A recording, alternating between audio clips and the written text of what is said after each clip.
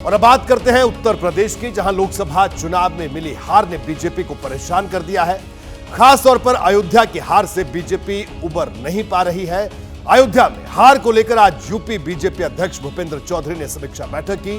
वैसे तो पूरे प्रदेश की समीक्षा रिपोर्ट 25 जून तक आ जाती है, लेकिन अयोध्या को लेकर जो शुरुआती रिपोर्ट आई उसके मुताबिक अयोध्या से बीजेपी के सांसद रहे लल्लू सिंह के संविधान बदलने वाले बयान से बीजेपी को बड़ा नुकसान हुआ।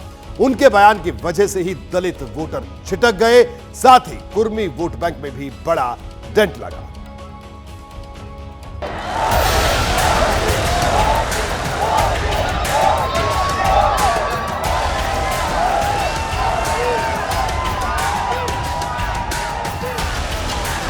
बीजेपी ने जिस राम मंदिर का प्रचार प्रसार देश दुनिया में किया, जिस राम मंदिर के सहारे उत्तर से दक्षिण तक जीत की उम्मीदें लगाई, आखिर उसी फैजाबाद लोकसभा सीट पर बीजेपी को चुनाव में हार क्यों मिली? ये वो सवाल है जो बीजेपी के बड़े बड़े नेताओं को बेचैन कर रहा है। अब जब हार हुई है तो इसका पोस्टमार्टम भी जरूरी है और इसी के लिए टीमें गठित हो चुकी हैं।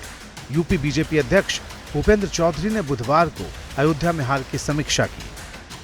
फैजाबाद लोकसभा क्षेत्र में अयोध्या समेत 5 विधानसभा सीट है। 2022 में हुए विधानसभा चुनाव में बीजेपी ने 5 में से 4 सीटें जीती थी। सिर्फ मिल्कीपुर में समाजवादी पार्टी के अवधेश प्रसाद चुनाव जीते और उन्होंने ही लोकसभा चुनाव में बीजेपी को पस्त कर दिया। हालात ये बन गए कि अयोध्या को छोड़कर बाकी सभी 4 विधानसभा सीटों में बीजेपी पीछे रह गई। सबसे अधिक विकास के दावे अयोध्या में किए गए थे, फिर भी वहां पर भारतीय जनता पार्टी हार गई। भारतीय मतदाता धर्म, आस्था और राजनीति के बीच में भेद करना जानता है। भारतीय जनता पार्टी जो बहुसंख्यक बनाम अल्पसंख्यक की पॉलिटिक्स करती है, वो जातीय पॉलिटिक्स में उतरी, सपा और कांग्रेस के पिच पर खेलने गई, जहां उसकी सफलता शून्य कही जानी चाहिए।